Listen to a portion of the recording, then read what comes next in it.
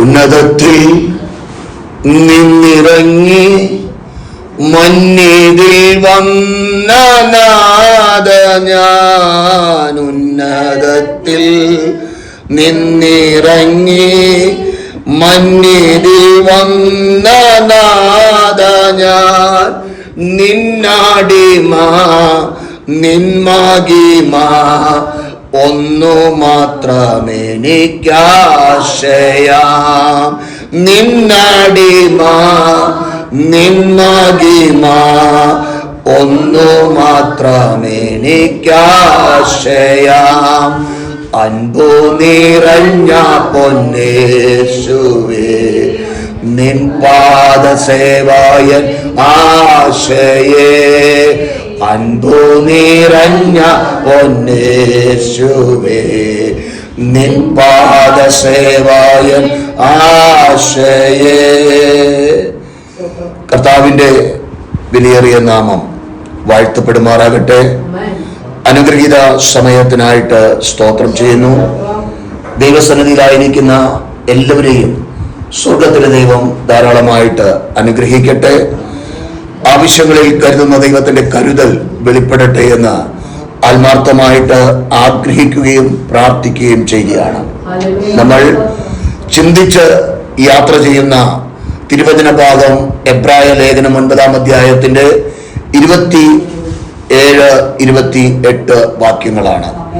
നമ്മൾ ചിന്തിച്ച് യാത്ര ചെയ്ത ന്യായവിധിയിൽ നിന്ന് ഒരു വ്യക്തി, ഒരു മനുഷ്യൻ എങ്ങനെ രക്ഷപ്രാപിപ്പാൻ കഴിയും എന്ന് ദൈവവചന അടിസ്ഥാനത്തിൽ കഴിഞ്ഞ നാളുകളിൽ നമ്മൾ ചിന്തിച്ചു. സ്നാനപ്പെട്ടതായ ഒരു വ്യക്തി തൻ്റെ ശരീരത്തിൻ്റെ അവയവങ്ങളെ ദൈവത്തിന് എന്ത് ചെയ്യണം? സമ്പൂർണമായിട്ട് സമർപ്പിക്കണം. സ്തോത്രം. അവിടെയാണ് പലരും പരാജയപ്പെടുന്നത്. സ്നാനം വരെ കുഴപ്പമൊന്നുമില്ല, ഓക്കെയാണ്. പക്ഷെ അത് കഴിഞ്ഞിട്ട് തേരപാര നടക്കാൻ പറ്റില്ല. ശരീരത്തിന്റെ അവയവങ്ങളെ എന്ത് ചെയ്യണം? സമ്പൂർണമായി സമർപ്പിക്കണം. അവിടെ നമ്മൾ ചിന്തിക്കുമ്പോൾ അപ്പോസ്തലൻ തന്റെ ജീവിതത്തിൽ അനുഭവത്തിൽ നിന്ന് പറഞ്ഞ വാക്ക്, ഞാൻ നല്ല പോർ പൊരുതു, ഓട്ടം തികച്ചു, വിശ്വാസം കാത്തു. നമ്മൾ അവിടെയാണ് ഇപ്പോൾ നിൽക്കുന്നത്.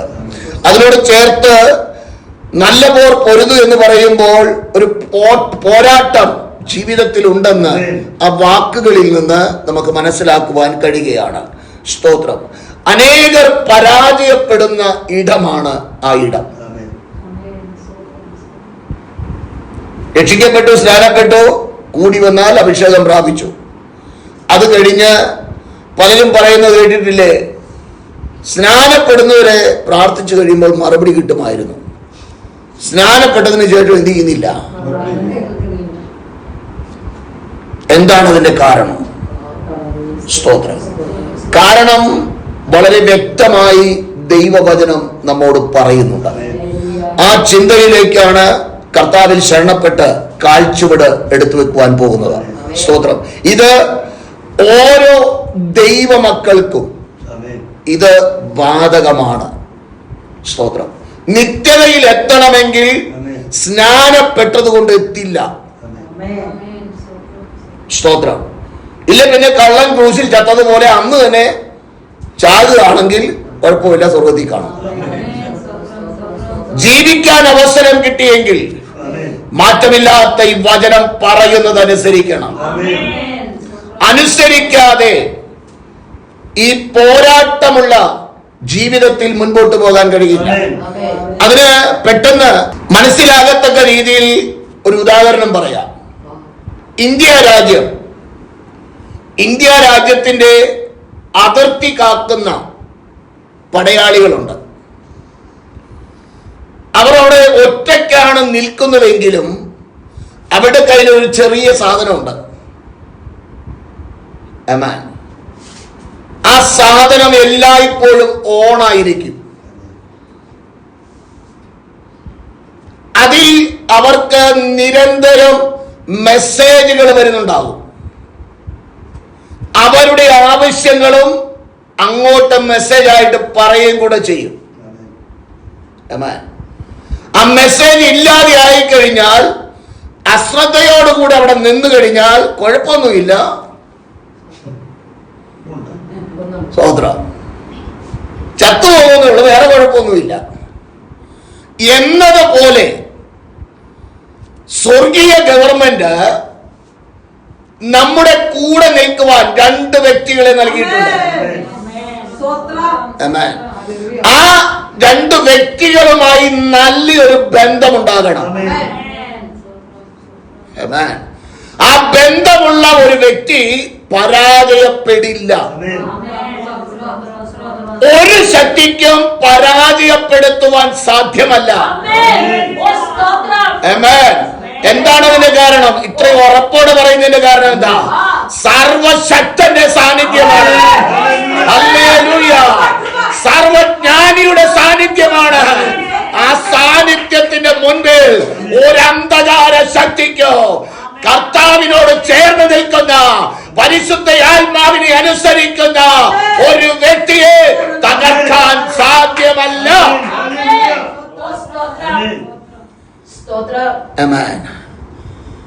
അതിനോട് ചേർന്ന് നമ്മൾ എഫെസ്യ ലേഖനത്തിലേക്ക് പോകുവാനിടയായി. 6-ാം അധ്യായത്തിൽ 6-ാം അധ്യായത്തിന്റെ 10 മുതലുള്ള തിരുവചന ഭാഗങ്ങൾ ഒരു ദൈവ പൈതൽ പടക്കളത്തിലാണെന്നും ജീവിതത്തിൽ പാലിക്കേണ്ടതായ വസ്തുതകൾ എങ്ങനെയാണെന്നും കൃത്യമായി പരിശുദ്ധ ആത്മാവ് രേഖപ്പെടുത്തി വെച്ചിരിക്കുകയാണ്. എഫെസ്യ ലേഖനം യഥാർത്ഥമായി ഒരു ദൈവ പൈതലിന് ലഭിക്കുന്ന ആത്മീക നന്മകളുടെ ഒരു കലവറയാണ് എഫെസ്യ ലേഖനം. അത് പ്രാപിക്കണമെങ്കിൽ ദൈവ പൈതൽ ആരോട് ചേർന്ന് നിൽക്കണം എന്ന് പറയുന്ന അധ്യായമാണ് 6-ാം അധ്യായം. ആമേൻ, ഹല്ലേലൂയ! ഇത് ഓരോ വ്യക്തിയും പാലിക്കുവാൻ കടപ്പെട്ടവരാണ്. ജയിക്കണമെന്ന്, നിത്യതയിൽ എത്തണമെന്ന് ആഗ്രഹം ഹൃദയത്തിനകത്തുണ്ടെങ്കിൽ ഈ തിരുവചന ഭാഗത്തോട് ചേർന്ന് നിന്നാൽ ഒട്ടും സംശയം വേണ്ട, നിത്യതയുടെ തീരത്തെത്തിക്കുവാൻ എന്റെ ദൈവം മതിയായവനാ. സ്തോത്രം. 11-ാം വാക്യത്തിൽ പറയുന്നത്, പിശാചിന്റെ തന്ത്രങ്ങളോട് ദൈവത്തിന്റെ സർവായുധ വർഗം എന്ത് ചെയ്യണം? ധരിക്കണം. പടയാളികളോടുള്ള കൽപ്പനയാണ് 6-10-11 വാക്യങ്ങൾ. പടയാളിയുടെ ശത്രു ആരാണെന്ന് പറയുന്നതാണ് പിശാചും അവന്റെ തന്ത്രങ്ങളും 6-11 പറയുന്നു. പടയാളിയുടെ പോരാട്ടം മാനുഷികമല്ല, അത് ആത്മീകമാണെന്ന് 6-12 പറയുന്നു. പടയാളിയുടെ കടമ ദൈവത്തിന്റെ സർവായുധവർഗം എടുക്കുക എന്നതാണെന്ന് 13 പറയുന്നു. പടയാളിയുടെ പടച്ചട്ട എഫെസ്യർ 6-14 മുതൽ 17 വരെയുള്ള തിരുവചന ഭാഗങ്ങൾ വിളിച്ചു പറയുന്നു. പടയാളി ആത്മാവിൽ എപ്പോഴും പ്രാർത്ഥിക്കണമെന്ന് 18, 19, 20 വാക്യങ്ങളിൽ പറയുന്നു. ഈ കൽപ്പന ചില വ്യക്തികൾക്കുള്ളതല്ല, എല്ലാ ദൈവമക്കൾക്കും ഉള്ളതാണ്. സ്തോത്രം. ഇത് അനുസരിക്കാത്തവർക്ക് പല നിലകളിലുള്ള പ്രയാസങ്ങൾ വന്നു ഭവിക്കുവാൻ സാധ്യതകളുണ്ട്. ആമേൻ, ആമേൻ. അതും കൂടെ ഒന്ന് പറയാം, എന്നിട്ട് അടുത്ത ഭാഗത്തേക്ക് കിടക്കാം. ജീവിതത്തിൽ സന്തോഷം അനുഭവിക്കാത്തതായ ഒരു നിലവാരത്തിലേക്ക് ദൈവ പൈതലെന്ന് അവകാശപ്പെടുന്ന വ്യക്തികൾ മാറും. ചുറ്റുവട്ടത്ത് നമ്മൾ കാണുന്നുണ്ടല്ലോ. സ്തോത്രം. അടുത്തത്, അവർക്ക് അനുഭവിക്കാൻ കഴിയാത്ത അവസ്ഥ, ദൈവസന്നിധിയിൽ ദൈവത്തിന്റെ ശക്തിയും രക്ഷയും കരുതലും ശ്രദ്ധയും സ്നേഹവും കൂട്ടായ്മയും വേണ്ടതുപോലെ അനുഭവിക്കാൻ കഴിയില്ല. അനുസരിക്കാത്തവർക്ക് വരുന്നതാണ് ഞാൻ ഈ പറയുന്നത്. ഭാവിയെ കുറിച്ചുള്ള ഒരു നിശ്ചയവും ഉറപ്പും അനുസരിക്കാത്തവർക്ക് വേണ്ട പോലെ ഉണ്ടാകില്ല. അവർ പറയും, അതിപ്പം എങ്ങനെയാ അങ്ങനെയൊന്ന് പറയാൻ പറ്റുക? വ്യക്തമായ ഉറപ്പ് അവർക്കുണ്ടാകില്ല. സ്തോത്രം. അടുത്തത്, ദൈവത്തിന് ഈ വ്യക്തിയെ സ്വീകാര്യമാണ് എന്നുള്ള വിശ്വാസം ഉണ്ടാകില്ല. എപ്പോഴും ഒരു സംശയമായിരിക്കും. അടുത്തത് സംഭവിക്കുന്നത്, ദൈവത്തിന്റെ കൂടെ നിത്യം ജീവിക്കുമെന്ന് ഉറപ്പ് ഉണ്ടാകില്ല. അനുസരിക്കാത്തവരുടെ കാര്യമാണ് ഈ പറഞ്ഞത്. 5 കൂട്ടം കാര്യങ്ങൾ ചുരുക്കി പറഞ്ഞതാണ്, അതുണ്ടാകില്ല. എന്നാൽ യഥാർത്ഥമായി ഒരു ദൈവ പൈതൽ ശത്രുവിനോട് പോരാടി ജയിക്കണമെങ്കിൽ എന്ത് ചെയ്യണം? അത് വളരെ കൃത്യതയോടുകൂടെ വചനം പറയുന്നു. 10-ാം വാക്യം, ഒടുവിൽ കർത്താവിലും അവന്റെ അമിത ബലത്തിലും ശക്തിപ്പെടണം. എന്ത് പെടണം? അമിത ബലത്തിൽ ശക്തിപ്പെടണം. ഒടുവിൽ എന്ന് പറയുമ്പോൾ നിന്നെ ഇല്ലാതെയാക്കുവാൻ, നിന്നെ തകർത്ത് കളയുവാൻ അവൻ അസാധാരണ പരിശ്രമം നടത്തുമ്പോൾ, എന്നെ കേൾക്കുന്ന ദൈവമൈതലേ, രക്ഷിക്കപ്പെട്ട് സ്നാനപ്പെട്ട ദൈവകൃപയിൽ നിൽക്കുന്ന ദൈവ പൈതലേ, നീ ഒറ്റയ്ക്കല്ല, നിന്റെ കൂടെ ആരുണ്ട്? ഹല്ലേലൂയ! നിന്നെ വിളിച്ചവൻ ഉണ്ട്. ഹല്ലേലൂയ! അന്ധകാര ശക്തികളോട് വഴിമാറുവാൻ കൽപ്പിക്കുകയാണ്. അവകാശങ്ങളോട് മാറിപ്പോകുവാൻ കൽപ്പിക്കുകയാണ്. മാറിപ്പോകുവാൻ, ഈ കോമ്പൗണ്ട് വിട്ടുമാറുവാൻ നിന്നോട് ഇന്ന് പകൽ കൽപ്പിക്കുകയാണ്. സ്തോത്രം. ഹല്ലേലൂയ. ശക്തിപ്പെടുക എന്ന് പറയുമ്പോൾ ടോണിക്ക് കഴിച്ച് ശക്തിപ്പെടാൻ പറ്റില്ല. നീ എക്സസൈസ് ചെയ്തിട്ട് ശക്തിപ്പെടാനും പറ്റില്ല. കാരണം ഈ പോരാട്ടം ജഡീകമല്ല, ആത്മീകമാണ്. ആത്മീകമായി നിനക്ക് യുദ്ധം ചെയ്യണമെങ്കിൽ ആത്മീകമായ കർത്താവിൽ ആശ്രയിച്ചേ മതിയാകും. അതുകൊണ്ടാണ് തിരുവചനം പറയുന്നത്, ദൈവം ആത്മാവാണ്, ദൈവത്തെ ആരാധിക്കുന്നവൻ എന്ത് ചെയ്യണം? സത്യം ഒരു പ്രധാന വിഷയമാണ്. ഞാൻ ഈ പ്രസംഗത്തിൽ പറഞ്ഞ ഒത്തിരി കാര്യങ്ങളുണ്ട്. കൊടവെച്ചെടുത്ത് സ്തോത്രം. ആ പണിയും കൊണ്ട് നടന്നു കഴിഞ്ഞാൽ എന്ത് ചെയ്യില്ല?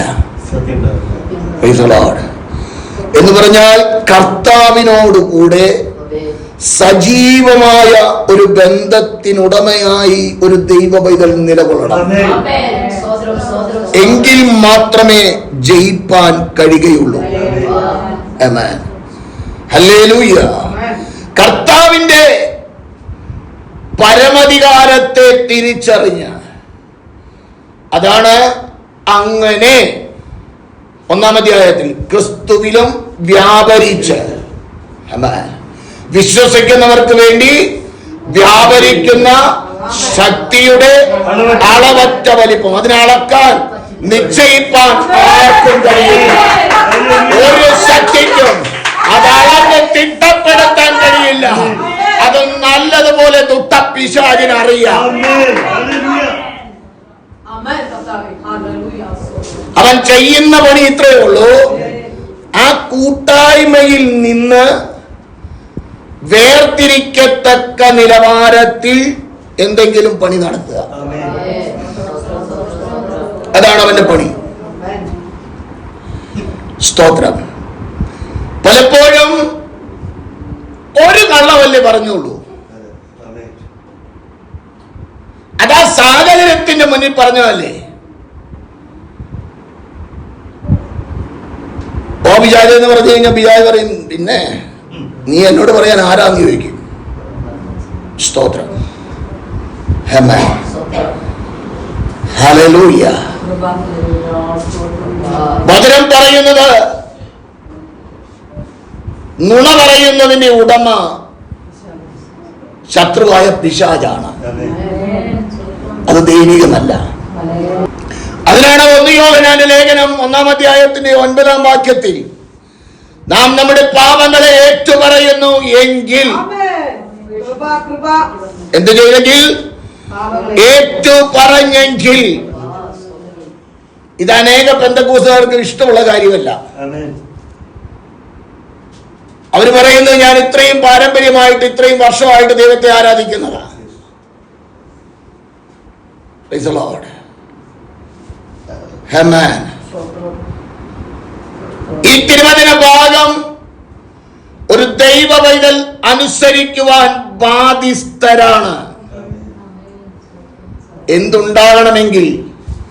യുദ്ധക്കളത്തിൽ നിൽക്കണമെങ്കിൽ. Amen.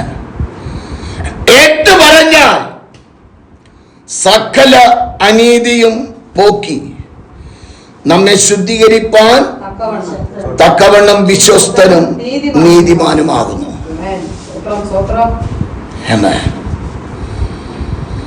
എബ്രായർ 7:25 പറയുന്നത്, അതുകൊണ്ട് താൻ മുഖാന്തരമായി ദൈവത്തോട് അടുക്കുന്നവർക്ക് വേണ്ടി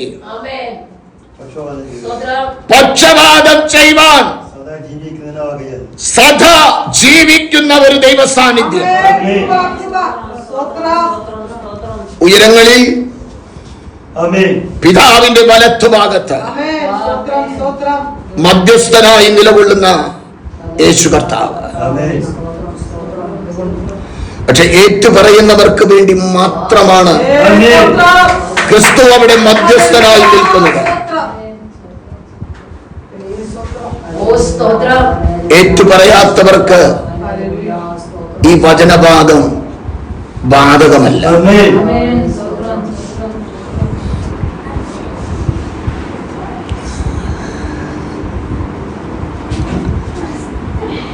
ഒരു ദൈവ പൈതൽ തിരുവചന സത്യങ്ങൾ മനസ്സിലാക്കി ദൈവവചനത്തോട് ചേർന്ന് നിൽക്കേണ്ടത് അനിവാര്യമാണ്.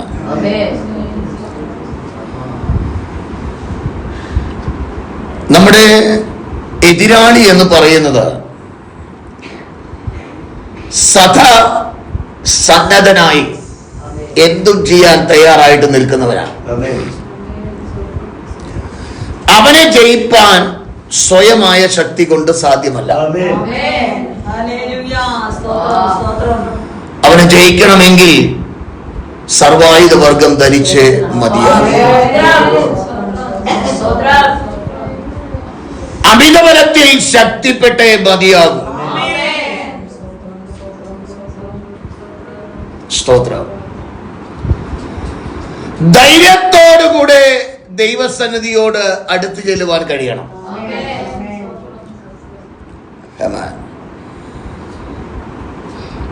ഒന്ന് യോഹന്നാന്റെ ലേഖനത്തിൽ പരിശുദ്ധ ആത്മാവ് രേഖപ്പെടുത്തി വെച്ചിരിക്കുന്ന പ്രത്യേക ഒരു തിരുവചന ഭാഗമുണ്ട്. 2-ാം അധ്യായത്തിന്റെ 1-2 വാക്യങ്ങളൊന്ന് വായിച്ച്. എന്റെ കുഞ്ഞുങ്ങളെ, നിങ്ങൾ പാപം ചെയ്യാതിരിക്കാൻ ഞാൻ ഇത് നിങ്ങൾക്ക് എഴുതുന്നു. ഒരുത്തൻ പാപം ചെയ്തു എങ്കിലോ നീതിമാനായ യേശുക്രിസ്തു എന്ന കാര്യസ്ഥൻ നമുക്ക് പിതാവിന്റെ അടുക്കലുണ്ട്. നീതിമാനായ യേശു ക്രിസ്തു എന്ന കാര്യസ്ഥൻ നമുക്ക് പിതാവിന്റെ അടുക്കലുണ്ട്. അടുത്ത ഭാഗം പറയുന്നത്, അവൻ നമ്മുടെ പാപങ്ങൾക്ക് പ്രായശ്ചിത്തമാകുന്നു. നമ്മുടേതിന് മാത്രമല്ല സർവലോകത്തിന്റെയും പാപത്തിന് തന്നെ. ഈ പ്രായശ്ചിത്തം എന്ന വാക്ക് യഥാർത്ഥത്തിൽ ഒത്തിരി അർത്ഥവത്തായ ഒരു തിരുവചന ഭാഗമാണ്. പ്രായശ്ചിത്തം എന്ന് പറയുമ്പോൾ വഴിപാട് അർപ്പിച്ച് ദൈവകോപം ശമിപ്പിക്കുക എന്നാണ് അതിന്റെ അർത്ഥം. കോപിച്ചു നിൽക്കുന്ന ആ ദൈവകോപത്തെ മനുഷ്യന്റെ പ്രവർത്തികൾ കൊണ്ട് എന്ത് ചെയ്യാൻ കഴിയില്ല, ശമിപ്പിക്കാൻ സാധ്യമല്ല. അപ്പോൾ അതിന് എന്ത് ചെയ്യണം? ഒരു പ്രായശ്ചിത്തം ആവശ്യമാണ്. ആ പ്രായശ്ചിത്തമാണ് കാൽവറി ക്രൂശിൽ നമ്മുടെ വീണ്ടെടുപ്പുകാരനായ ക്രിസ്തു ചെയ്തത്. ദൈവകോപ അഗ്നിക്ക് അവൻ പാത്രീഭൂതനായി തീരുവാനിടയായി. എന്തിനു വേണ്ടിയാണെന്ന് ഓർക്കണേ, നമ്മെ ഓരോരുത്തരെയും ധൈര്യത്തോടെ ആ കൃപാസനത്തിന്റെ മുൻപിൽ ചെന്ന് നിൽക്കുവാൻ യോഗ്യരാക്കി തീർത്ത ആ ദൈവത്തിന്റെ കൃപ, ആ ദൈവത്തിന്റെ സ്നേഹം, ഹല്ലേലൂയ, അത് മറക്കുവാൻ കഴിയുന്നതല്ല. ആമേൻ. യേശു ക്രിസ്തുവിന്റെ അധികാരമുള്ള നാമത്തിൽ ഇന്ന് പകൽ ജയം പ്രഖ്യാപിക്കുകയാണ്. സ്തോത്രം. ആമേൻ. ഹല്ലേലൂയ. ചില വാക്യങ്ങൾ ഞാൻ പെട്ടെന്ന് വായിച്ചിട്ട് ഇവിടെ ഞാൻ നിർത്താം. ഇത് ഇച്ചിരി ചിന്തിക്കേണ്ട ഒരു വിഷയമാണ്. ഇത് ഓടിച്ചു വിടാനായിട്ട് പറ്റില്ല.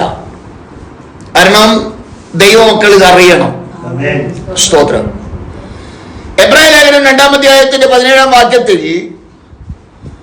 ദൈവാത്മാവ് രേഖപ്പെടുത്തി വെച്ചിരിക്കുന്നത്, അതുകൊണ്ട് ജനത്തിന്റെ പാപങ്ങൾക്ക് പ്രായശ്ചിത്തം വരുത്തുവാൻ അവൻ കരുണയുള്ളവനും ദൈവകാര്യത്തിൽ വിശ്വസ്ത മഹാപുരോഹിതനും ആകേണ്ടതിന് സകലത്തിലും തന്റെ സഹോദരന്മാരോട് സ്തോത്രം. അത്രയും മതി. അപ്പോൾ അതുകൊണ്ട് ജനത്തിന്റെ പാപങ്ങൾക്ക്, മാനവജാതിയുടെ പാപപരിഹാരത്തിന് വേണ്ടി പ്രായശ്ചിത്തമായി തീർന്ന പുത്രനെ ദൈവാത്മാവ് ഇവിടെ വരച്ചു കാട്ടുകയാണ്. എന്നിട്ട് പറയുകയാണ്, ദൈവമായുള്ള ബന്ധത്തിൽ അവൻ വിശ്വസ്ത മഹാപുരോഹിതനാണ്. മനസ്സിലാകുന്നുണ്ടോ? ദൈവമായുള്ള ബന്ധത്തിൽ വിശ്വസ്ത മഹാപുരോഹിതൻ. മോശയെ കുറിച്ച് ദൈവം പറഞ്ഞത്, അവൻ എന്റെ ഗ്രഹത്തിലെല്ലാം വിശ്വസ്തനാണ്. സ്തോത്രം. ആമേൻ. റോമാലേഖനം 3:25 പറയുന്നത്, അവൻ തന്റെ രക്തം മൂലം പ്രായശ്ചിത്തമാകുവാൻ ദൈവം അവനെ പരസ്യമായി നിർത്തിയിരിക്കുകയാണ്. ആരെ? ക്രിസ്തുവിനെ. ദൈവം തന്റെ പൊറുമയിൽ മുൻകഴിഞ്ഞ പാപങ്ങളെ ശിക്ഷിക്കാതെ വിടുക നിമിത്തം തന്റെ നീതിയെ പ്രദർശിപ്പാൻ തന്നെ. എന്ന് പറഞ്ഞാൽ ഒരു മനുഷ്യൻ കർത്താവായ യേശു ക്രിസ്തുവിൽ വിശ്വസിച്ച് അടുത്തു വരുമ്പോൾ, ക്രിസ്തുവിൽ വിശ്വസിച്ചു എന്ന ഏക കാരണത്താൽ കഴിഞ്ഞ നാളുകളിൽ ചെയ്തതായ സകല പാപവും ഒരു ഏറ്റുപറച്ചിലില്ലാതെ പുത്രന്റെ ചോരയാൽ കഴുകി ശുദ്ധീകരിക്കുകയാണ്. എന്നിട്ട് ഹല്ലേലൂയ, നീതിയുള്ളവനാണെന്ന് ദൈവ മുൻപാകെ പ്രഖ്യാപനം നടത്തുകയാണ്. അതാണ് തിരുവചനം പറയുന്നത്. അതുകൊണ്ട് വിശ്വാസത്താൽ നീതീകരിക്കപ്പെട്ടിട്ട് ദൈവത്തോട് സമാധാനമുണ്ട്. ആമേൻ. ആമേൻ. നഷ്ടപ്പെട്ട സമാധാനത്തിലേക്ക് എന്റെ ദൈവം കൂട്ടിക്കൊണ്ടുവരികയാണ്. അതിനു വേണ്ടിയാണ് കർത്താവിനെ പരസ്യമാക്കി നിർത്തിയിരിക്കുന്നത്. ഹല്ലേലൂയ. Praise the Lord. അവിടെ എഴുതിയിരിക്കുന്ന വാക്കുകൾ നിങ്ങളൊന്ന് ശ്രദ്ധിക്കണം. അവൻ തന്റെ രക്തം മൂലം പ്രായശ്ചിത്തമാകുവാൻ ദൈവം അവനെ പരസ്യമാക്കി നിർത്തി. ആരെയാണെന്നും കൂടെ ഓർക്കണം. സ്വന്തം പുത്രനെയാണ്. എന്തിനു വേണ്ടിയാണെന്നും കൂടെ ഓർക്കണം. എന്നെയും നിന്നെയും ദൈവസന്നിധിയിൽ നിർത്താൻ വേണ്ടി. എന്നിട്ട് കുരുത്തക്കേട് കാണിച്ച് നടന്നാലോ, കൊട വെക്കുന്നിടത്ത് വടിവെക്കാൻ നടന്നാലോ, ഉണക്കമീൻ കൈപിടിച്ചുകൊണ്ട് നടന്നാലോ, ദൈവത്തിന്റെ കൂട്ടായ്മ ഉണ്ടാകില്ല. ദൈവത്തിന്റെ കൂട്ടായ്മ ഉണ്ടാകില്ല. ദൈവിക കൂട്ടായ്മ ഉണ്ടാകണമെങ്കിൽ എന്ത് ചെയ്യണം? തിരിഞ്ഞു വരണം. തിരിഞ്ഞു വരണം. പോകുന്ന വഴിയിൽ അവിടുന്ന് ടേൺ ചെയ്ത് ദൈവ വഴിയിലേക്ക് കയറി നിൽക്കണം. അന്ന് വരെ ചെയ്ത സകല പാപവും നീ കയറി നിന്നാൽ നിന്നെ ശുദ്ധീകരിച്ച നീതിയുള്ളവനാക്കി തീർക്കുകയാണ്. നിന്നെ കുരുത്തക്കേട് ചെയ്യരുത്. ആമേൻ. ആമേൻ. സ്തോത്രം. തിരുവചനം പറയുന്ന വാക്കുകൾ 1 യോഹന്നാന്റെ ലേഖനം 4-ാം അധ്യായത്തിന്റെ 10-ാം വാക്യത്തിൽ, നാം ദൈവത്തെ സ്നേഹിച്ചതല്ല, അവൻ നമ്മെ സ്നേഹിച്ചു, തന്റെ പുത്രനെ നമ്മുടെ പാപങ്ങൾക്ക് പ്രായശ്ചിത്തമാകുവാൻ അയച്ചത് തന്നെ. എന്താകുവാൻ? ദൈവകോപത്തെ ശമിപ്പിക്കുവാൻ. ആ കോപം ചൊരിയപ്പെടേണ്ടത് നമ്മുടെ മേലായിരുന്നു. എന്നാൽ നമുക്ക് പകരം പുത്രന്റെ മേൽ ആ ദൈവകോപം ചൊരിയപ്പെട്ടു. എന്തിനു വേണ്ടിയാ? നീ നിത്യതയുടെ അവകാശിയാകുവാൻ, നിത്യരാജ്യത്തിന് അവകാശിയാകുവാൻ ദൈവം നിന്നെ തിരഞ്ഞെടുത്തു. അവിടെ എഴുതിയിരിക്കുന്ന വാക്ക്, നാം ദൈവത്തെ സ്നേഹിച്ചതല്ല, അവൻ നമ്മെ സ്നേഹിച്ചു. ആര്? ദൈവം നമ്മെ സ്നേഹിച്ചു. സ്തോത്രം. എന്നെ കേൾക്കുന്ന ദൈവത്തിലെ ഞാൻ അവിടെ എന്റെ വാക്കുകൾ നിർത്തുവാൻ ആഗ്രഹിക്കുകയാണ്. പ്രായശ്ചിത്തം എന്ന വാക്കിന് പാപക്ഷമ, പാപം മറയ്ക്കൽ, ദൈവകോപത്തെ ശമിപ്പിക്കുക എന്നീ ഈ 2 ആശയങ്ങൾ ആ പ്രായശ്ചിത്തം എന്ന വാക്കിലുണ്ട്. ജ്വലിച്ചു നിന്ന കോപം ശമിപ്പിക്കുന്ന ഒരനുഭവം. പാപം ചെയ്ത ദേഹി എന്ത് ചെയ്യണം? മരിക്കണം എന്നുള്ള ആ ദൈവിക വ്യവസ്ഥ, ശിക്ഷിക്കപ്പെടണം എന്നുള്ള ആ ദൈവിക വ്യവസ്ഥ, അതിൽ നിന്നൊരു മോചനം നൽകുവാൻ നമുക്ക് പകരം കോപ അഗ്നിയിൽ എരിയപ്പെട്ട പുത്രൻ, ആ പുത്രനോട് ചേർന്ന് യാത്ര ചെയ്യണമെങ്കിൽ, ഇത് ആരംഭിച്ചിട്ടേ ഉള്ളൂ, കുറച്ചും കൂടെ ഉണ്ട്.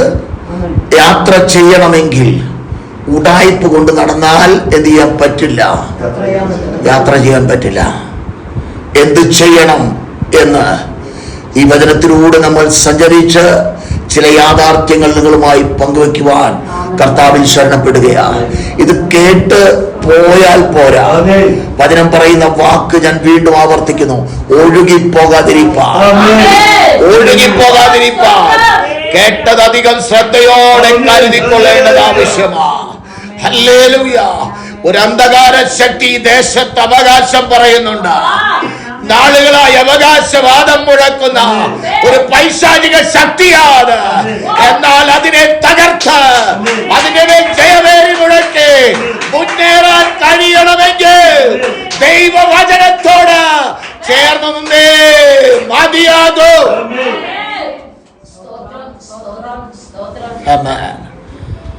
നമുക്ക് പോരാട്ടമുള്ളത് ജഡരക്തങ്ങളോടല്ല, വാഴ്ചകളോട്, അധികാരങ്ങളോട്, ഈ ലോകത്തിന്റെ അധിപതികളോട്, സ്വർലോകങ്ങളിലെ ദുഷ്ടയാത്മസേനയോടാണ്. അതിൽ നിന്ന് മോചനം പ്രാപിച്ച് മുൻപോട്ട് പോകുവാൻ തുടർന്നുള്ള ചിന്തകളിൽ നമുക്ക് ചിന്തിപ്പാൻ ഇടയാകട്ടെ. പരിശുദ്ധ പിതാവേ, അവിടുത്തെ കൃപയ്ക്കായിട്ട് സ്തോത്രം. ഇത്രത്തോളം ശക്തീകരിച്ചതിനായി സ്തോത്രം. ബലമുള്ള കരങ്ങളിൽ എളിയെ വഹിച്ചതിനായി സ്തോത്രം. അവിടുത്തെ സാന്നിധ്യം അനുഭവിപ്പാൻ കൃപ നൽകുന്നതിനായി സ്തോത്രം. അങ്ങയുടെ മക്കളെ തർക്കങ്ങളിലേക്ക് ഏൽപ്പിക്കുന്നു, കേൾവിക്കാരെ തർക്കങ്ങളിലേക്ക് ഏൽപ്പിക്കുന്നു. അനുഗ്രഹിച്ച് പ്രാർത്ഥിക്കുന്നു. ദൈവപ്രവൃത്തി വെളിപ്പെടണം, ദൈവമുഖത്തെ കാണുവാൻ സഹായിക്കണം. അനുഗ്രഹിച്ച് പ്രാർത്ഥിക്കുകയാ ക്രിസ്തുയേശുവിൻ നാമത്തിൽ തന്നെ. ആമേൻ, ആമേൻ, ആമേൻ.